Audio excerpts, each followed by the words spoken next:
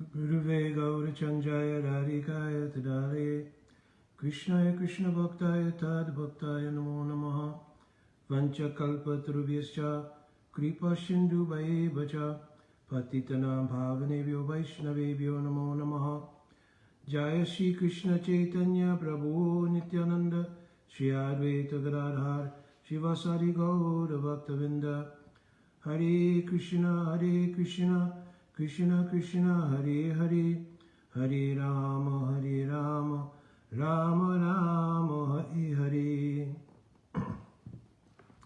Dhanavad Pranam, devotees. All glories to Shri Jayadev Goswami. Today I believe is the appearance day or disappearance day of Jayadev Goswami. I am trying to catch up because now I am actually behind in questions and answers. There's just been a lot of things happening, and so I haven't been able to exactly keep up with all of the questions and answers that are coming in. So there are two things that I'll discuss today. They're pretty unrelated topics, but I will try to address both of them so that the one person who's doing some research, they can have access to the information that they requested and didn't mind me giving that information via this medium. And then the other thing is, very much applicable to devotees in our practice. Both things can be, but more specifically, the first topic that we'll deal with is more directly geared towards devotees in their practice. And the question was, gotta open the phone. The question was, why after many, many years of practice, I don't really feel anything. I'm not giving up my practice, and I fully have faith that Krishna is God and that I am his servant.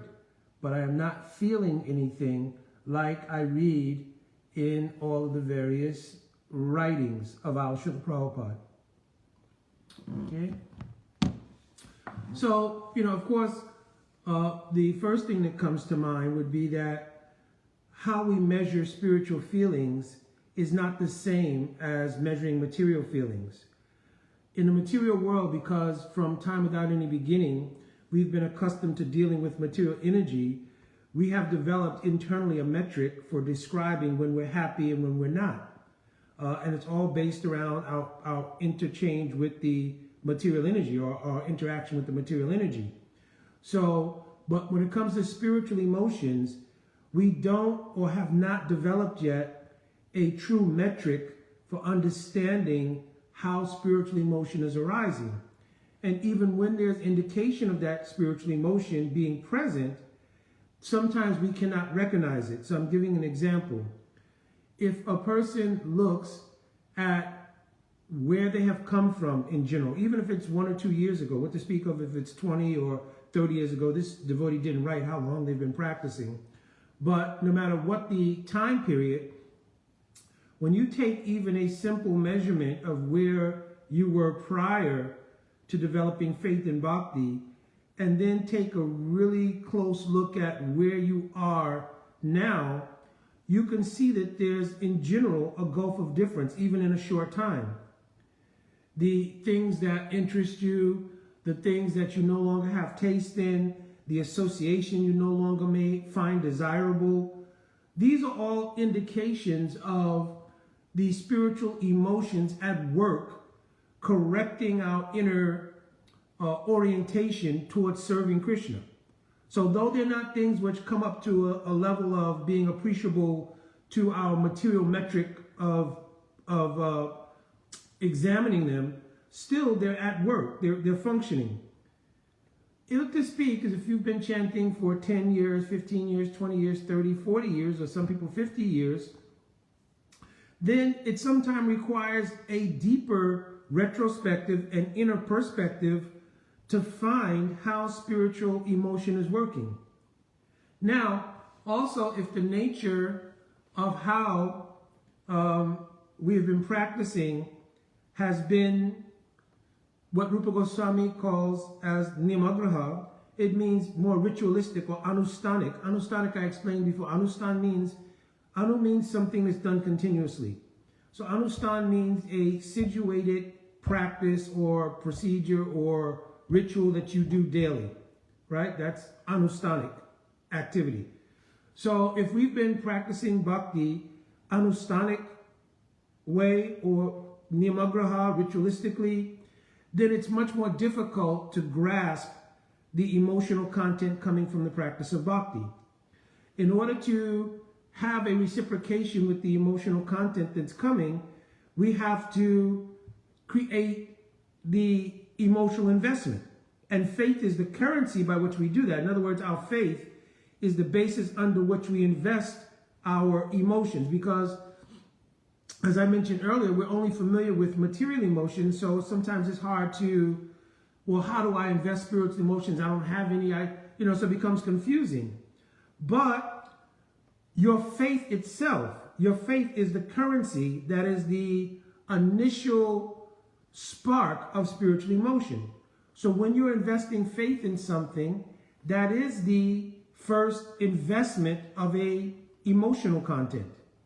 And of course, we first invest faith in that which is within our purview, which means Sri Guru and sadhus. Because we may not have the experience of Mahaprabhu, Lord Nityananda, Shri Radha Krishna, certainly not. But we do have the experience of Guru and Sadhu. Their causeless mercy, their sweet interactions, their correcting us through chastisement of love in various ways. So we have that experience. And those persons are not material. They are part of this spiritual agency. Sakshat Haritva. Sakshat Haritva Samashta Shastri. All Shastra says, Shri Guru is Sakshat Haritva. Means he's directly the manifestation of Bhagavat Shakti in this world. That Bhagavat Shakti means Swarup Shakti, means Bhagavan's own internal energy descends in the form of Vyasti Guru, means our individual Guru. So that's our first centered focus of investing faith containing emotional content. And when we do that, then naturally it will arise in us a reciprocation that gives experiential feelings regarding emotion, spiritual emotion. Because spiritual emotions are experienced. They're not intellectual processes. They're not academic processes, right? They're not about gathering information, right? It's an experience, right? Just like if mundane example, which doesn't really give the full import of what spiritual emotions are, but just something to give an indication. When two people have some shared material emotion towards each other, there's also so much information that goes around that. The more you know about that person, their likes, their dislikes, their habits, their background, their this, their that, that becomes the basis for mutual interest. And that, is the basis under which you invest emotional content in that person and vice versa, they're investing in you, and there's a reciprocation, right? Now, the experience of the reciprocation is not the knowledge. It's not, oh, I know where you were born, I know what you like, I know what your favorite color is. That's not, the information itself is not the emotional reciprocation. But those things, that knowledge gives rise to an emotional experience in relation to that person. So in the same way, when we have association of Sadhu Guru, and from Sadhu Guru, Sattam Prasanga Mama Veya Samvido Bhavanti Karana Rasanaya Kata, we hear the nectarian or medicinal, spiritually medicinal quality of their samvad, means their harikatha, etc. Then prasanga takes place. Prasanga means a association of a spiritual nature. And in that prasanga, spiritual emotions are exchanged. When Sadhu Guru comes and they give harikatha, their heart should be vested there. It's not an academic exercise. I'll come, let me see, I have memorized so many verses, I'll jot it down, I'll do like this, and then I'll just, recite everything, and that's good, I've given class. Rather, the sadhu or the Vaishnava or the aspirant even, they will think I'm serving the spiritual sound vibration of the glories, name, pastimes, etc. of Sriman Mahaprabhu and Shri Radha Krishna. By having that attitude of service, then that katha will reciprocate and give spiritual, experiential feelings in the heart. Those feelings are then is what is being shared on the subtle platform. That's what's being shared with the listeners of the Hari Katha. It's not just everybody is collecting the data. You're speaking so much information, you're collecting the data. The underlying exchange is an emotional one. The emotions in the speaker from serving the Hari Katha, and the emotions in the hearer from serving by hearing the Hari Katha. So in this way, everything about our practice, from our morning sadhana, how we will approach our japa, how we will approach our Guru-given mantras, how we will approach the Mangalarati, beginning with our Guru Ashtakam, or the Mahima or glories of Guru, all of those things is where you make your emotional investment. And the information and knowledge that's inherent in those things, like an example, inherent, and I've spoken about this a lot, I think it's really apropos because everybody does it. But when you sing Guru Ashtakam, I just, not too long ago, did another question and answer where I brought the same point up. When you sing Guru Ashtakam, there should be a meditation that accompanies the singing. Whether you're leading the Guru Ashtakam or whether you're one of the responders or echoing the leader of the kirtan, you should have meditation going on. Who is my Guru Dev?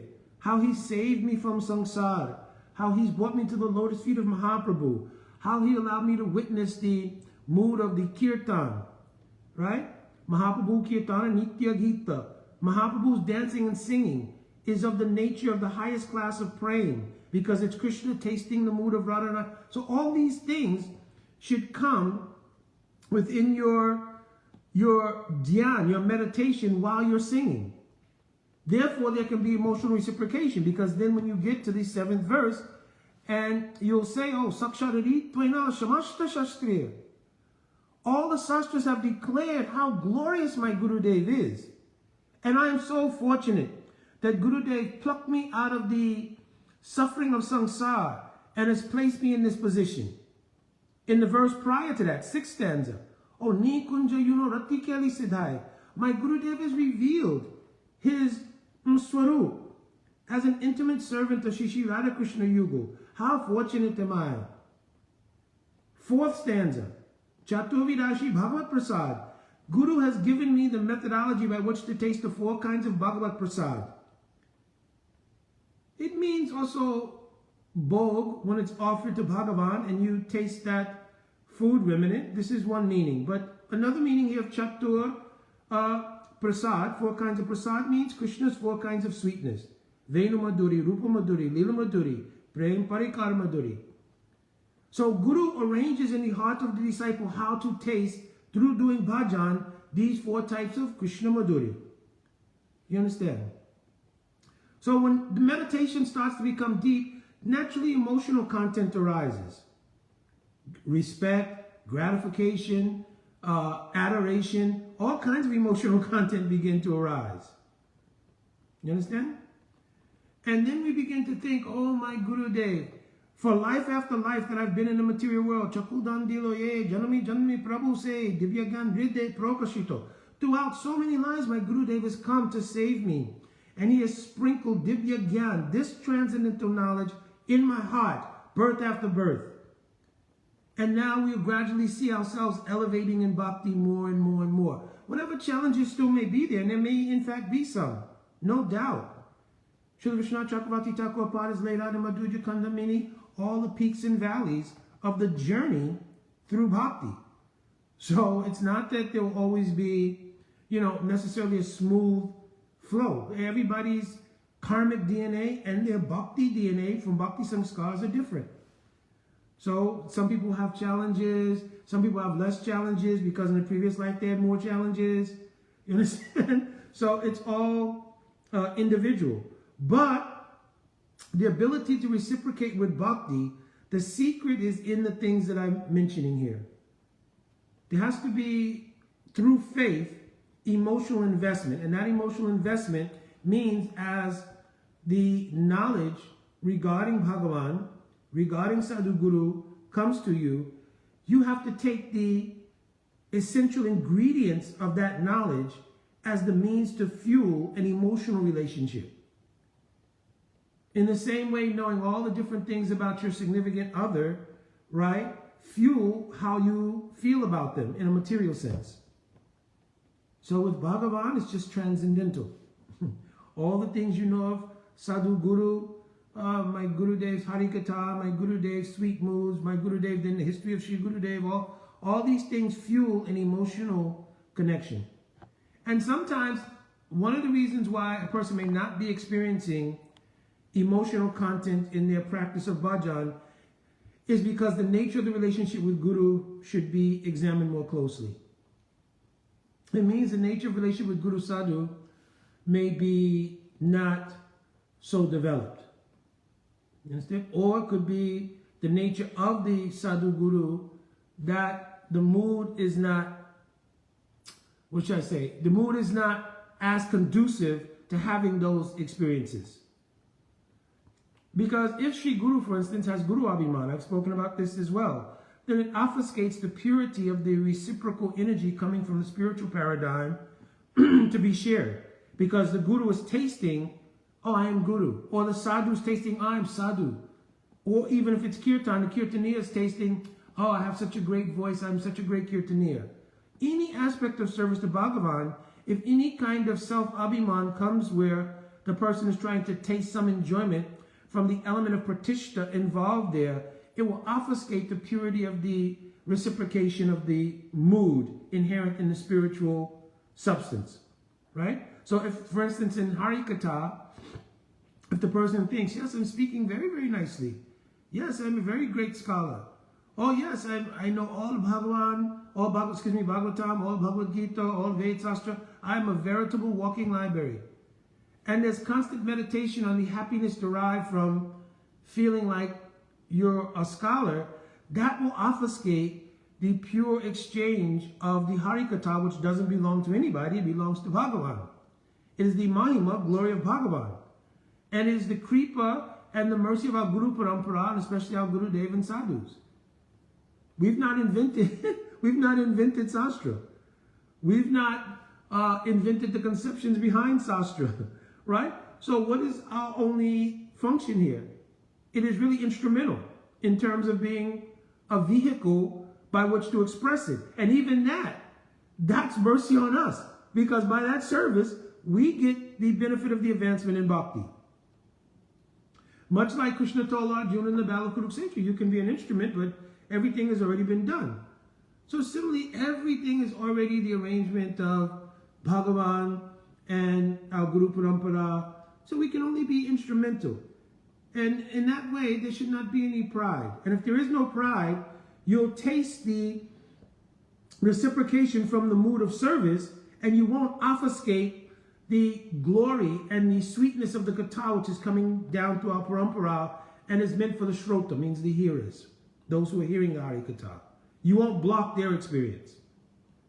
And therefore, whenever someone gives a class or does Harikatha, the energy in that place will be stimulated with spiritual emotion. If it becomes very dry, very rote, etc., then you need to, just like sometimes, if you have a home or anything, or apartment or anything, sometimes there's always some technology there that needs attending to. And a lot of times, if you call in to the person, it's the internet or something, you call into the internet provider, say, well, unplug it and plug it back in after 5 minutes, or do this, or check the connections. So in the same way, when we're not getting a sense of emotional experience from our practice of bhakti, which is described, Bhagavad Gita, Krishna is directly said, because it is giving pratyaksha darshan of your spiritual unfoldment when you're in tune with it, susukam kartamavyam, the process is joyfully performed. Now also we have to begin to differentiate what we've been accustomed to calling joy and what is joy. That day that you were very tired, that day that you were feeling some discomfort, that your enthusiasm level was not as high, but you were doing your sudden bhajan anyway. You should also begin to appreciate those days, right, as also part of Susukam Kartamavyam, being very joyfully performed. Because that up and down is spiritual emotion, moving towards a steadiness of appreciating how Ananda is a experience of love, right? In other words, how will you understand how the gopis are experiencing Maha Ananda, the greatest bliss, at the same time they're suffering so much in separation from Krishna? How can you understand that emotion if you divide happiness and distress between how you're feeling in the execution of your practice even at various times? Oh, no, I'm not in happy practice now. Nothing's changed about Bhagavan. Bhagavan is still Anandamoy. He's still saturated with Ananda. Right? Radha and Krishna are still saturated with Ananda. So even in your ups and downs, you should feel, oh, the practice is still Susukam Kartam Avyam. It's still joyfully done. Somehow or another, due to my unfolding and so forth, so on, I'm not experiencing now, but it is like that. So I won't attribute that lack of feeling joyful to the process, but only in my unfoldment that day, that time, my enthusiasm level wanes, my this wanes, and that will become less and less as you move closer to Nishta. When there's not so much influence from the material energy, so forth and so on, then you'll feel more of a steadiness, and that vacillating up and down, etc., like in Anistita Bhakti, Vyuda Vikalpa, etc., Gana Tarala. These are all the symptoms of Anistita Bhakti. You could read in Madhurya Kandamini. I'm not explaining everything here. Then you'll be able to appreciate. Understand?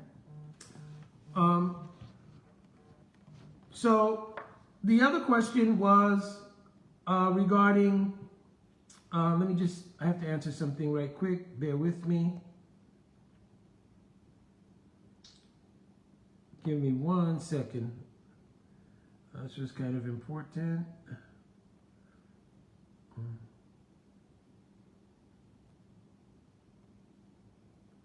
Let me take a second.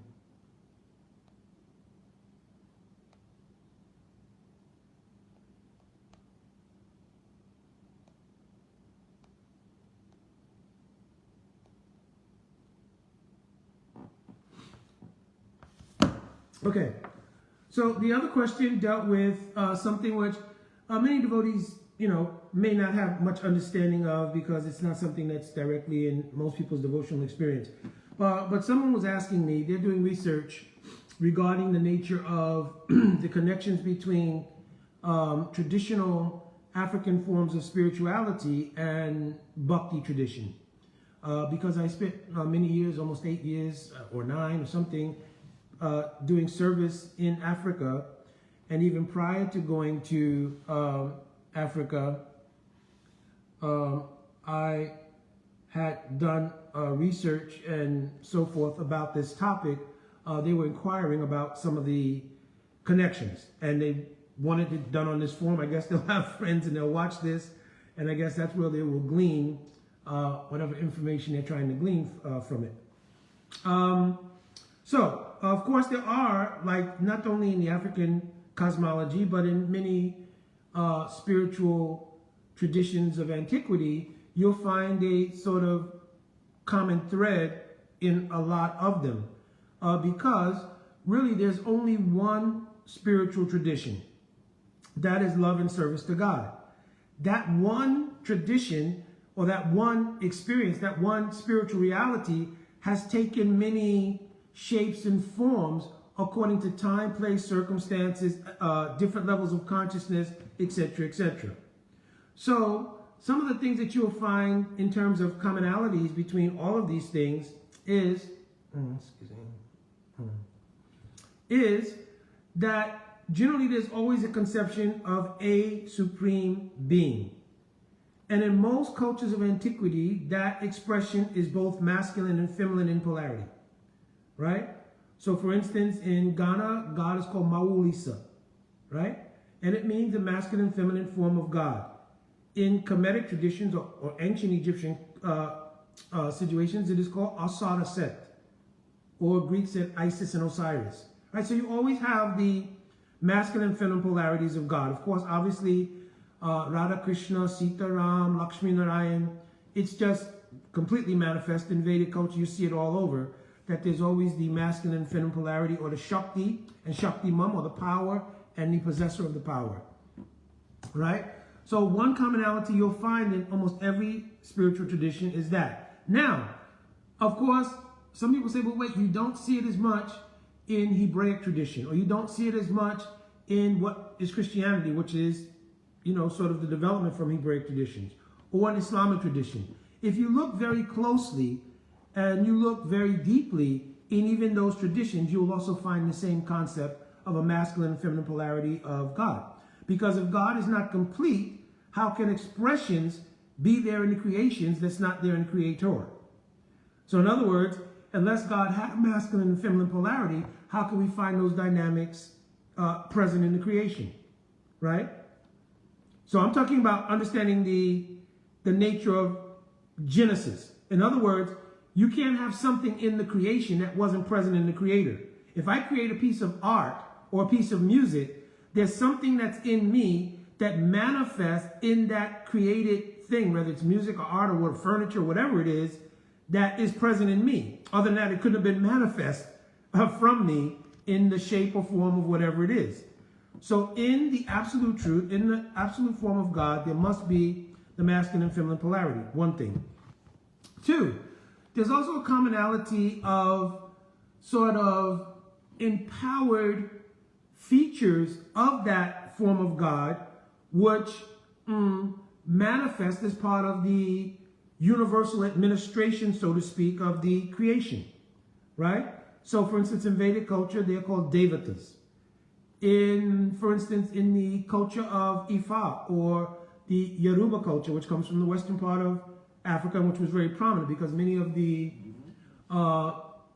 people who manifested in the diaspora due to the slave trade came basically from that area, between Ghana, Nigeria, etc., etc. Slaves also came from other places, but that was a huge grouping had come from that area, right? And there, the conception of the absolute form of God is called Olodumare. And the administrative functionaries, so to speak, within the cosmos and the sort of personifications of the natural forces are called Orisha, right? So you find similarities there. In fact, I wrote an article, and I found the magazine some time ago. I think this had to be in 80, no, it couldn't have been in the 80s because I was already in Central Africa then.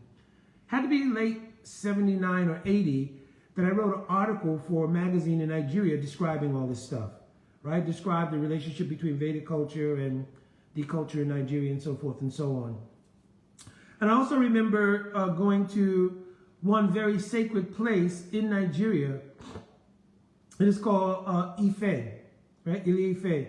So that place is like the birthplace in many ways of the culture of the spiritual cosmology of the Yoruba people.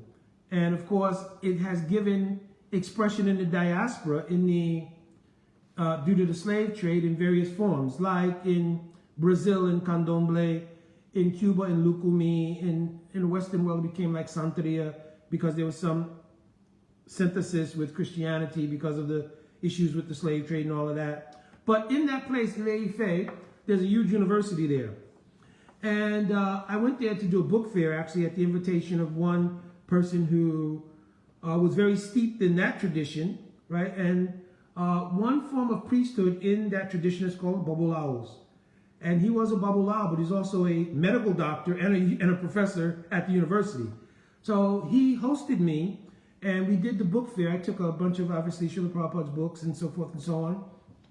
And also, at nighttime, at his home, he would gather a bunch of professors and some students, mostly professors from the University of Ife, and we'd have talks on the relationship between Vedic culture and the culture of Ifa, etc., etc. So it was extremely interesting. I wish I had maintained recordings or something of that, because there was a lot of information exchanged regarding the similarities between that. The people who are doing this particular research are focused on that element because that is the predominance of the African cosmological expression in the diaspora, right? Because most people came from that particular section, right? Those who came from Benin, right, which is also West Africa, that place was called Dahomey. Those who came in the slave trade from that area predominantly ended up like in Haiti, right? And that's from where you get Vodun, right? So Vodun, or Voodoo, people say, but it's called Vodun. That was the religious tradition there, and you'll find many of the similarities of a supreme form of God, and then you'll find relationship with the Loa, which are like Orishas or like Devatas, etc., etc. So there is a sort of thread that runs through these traditions. Not only that, but even in the practices, you'll find some similarities. Like if you look in, especially I'll use the diaspora more because I've, there are more people who, as far as this research is concerned, have seen and been experienced with that. Some of these people have not even been to Africa. And in Africa, there are some differences. Like, because obviously in the diaspora, right, because of the slave trade, there were some things which were not maintained in a pristine way. So because of slavery, people had to do what they could do to maintain whatever spiritual traditions and so forth were there. So right now in the diaspora, there's two traditions which are very prominent. One is called Iseshe, which refers to tradition, literally, from the African perspective, because now that you have more contact with Africa, you have the internet, you have so many other vehicles, there is more of a prominence of the teachings and philosophy and other things coming from that side. So it's called Iseshe. The other side is the Lukumi side. Lukumi really was a term that was used in the diaspora because people had come from different tribal elements within the Yoruba community, and Lukumi meant like my friend, right? So it's a way of identifying. There's some other nuances here, but I don't think it's apropos for what we're trying to do here, right? So there are two kind of traditions, and most people who I'm speaking to here are more familiar with the Lukumi side, right? So on the Lukumi side, if you go and you look at anyone's altar, you'll see that they have a situation where they have the altar and they have that particular Orisha. Normally the Orishas are maintained in Otanes, means stones, right? So there's a connection there as well, because one form of worship in the Vedic tradition is of the Shalagram Shila. A Shila means stone. There's some special things obviously around that. And also Giriraj or Govardhan, which is another form of Shila, stone, right? So you find some similarities there, even though there's some theological differences and so forth and so on, but still you see certain cultural phenomena that's consistent. Also, you'll see the idea of making offerings. So there's a sort of persona involved in the worship. It's not sort of impersonal. There is an idea that of course in the Lukumi tradition, the idea is that Olodumare is the supreme God, but in the affairs of mankind, Olodumare is removed.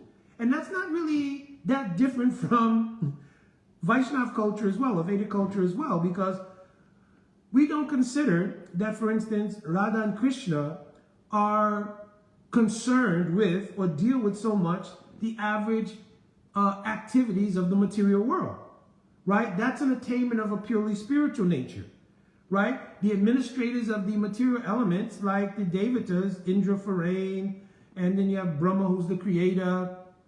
In a similar way, in the tradition coming from the Ifa Yoruba tradition, manifest as Lukumi, here you have various Orisha.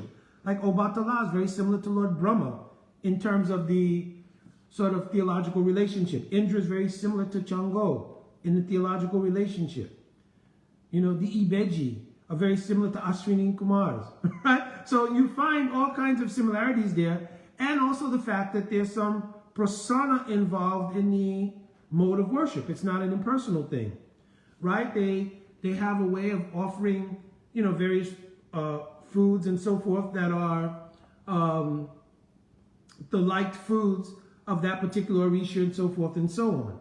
But they consider that Olodumare is removed from the dynamic of day-to-day life of people, and therefore we serve Olodumare, or they serve Olodumare through the medium of the Orisha, right? In the Vaishnava tradition, especially among the traditions, because if you look at the Vedic cosmology as a whole, or India as a whole, you'll see very similar things. There are people who worship Durga Ma, Indra, Surya, Ganesh, right? Under the same ideal that, Bhagavan is beyond the scope of our day-to-day lives, and therefore we're worshiping this Devata for these particular things. Oh, may Lakshmi Devi, right? Or Saraswati Devi, bless my child to be very learned in school, right? If you want children, some people worship the Ashwini Kumaras to have children, right? So you find very, very similar things in the general thing, but in our particular Vaishnava line, it focuses on getting free from the material side of existence and focusing purely and clearly on the spiritual side. So everything is geared towards the absolute personality of Godhead, whom we identify as Radha and Krishna, masculine and feminine polarity, right? So that's our focus. There is no focus that, yes, I want material things. Our focus is that human life is meant to understand this absolute fact. You understand? But in all other ways, you find so much similarity between the true traditions. So I don't think there's a scope here for me unless I was going to just dedicate a whole thing to it. I'm just responding to a question of a friend of mine. Actually, he's a very good friend of mine. And again, it's somebody who, during the course of my musical career, we had some connection. And Moksha Prabhu, not you. This is another person asking questions. I'll talk to you about it. But there's another person who's asking questions about the same thing. So yeah, I don't think I can cover everything, but I tried to give some idea of some of the similarities. And really, when you narrow everything down to the spiritual science, so to speak, you'll see that all over the world, no matter where it was, what tradition it was, you can trace out elements like that cosmologically. And that's how you'll know that there was a one related culture at one point, right? So, obviously that's a whole separate kind of class and discussion. And I think at one point I did have the notion, because there are a lot of devotees who have had experience within the Lukumi tradition or other cosmologies and so forth. And at one point, there's a very nice devotee in Chicago who has had experience with both.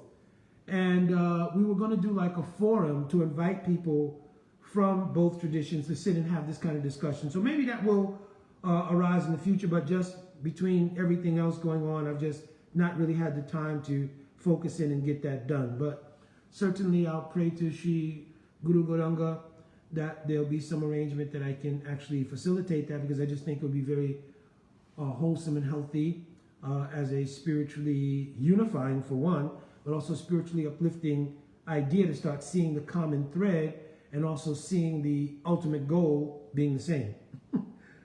All right, so I think I'll end here.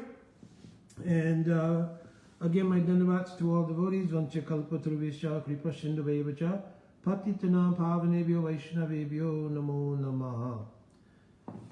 Jai Radhe Radhe.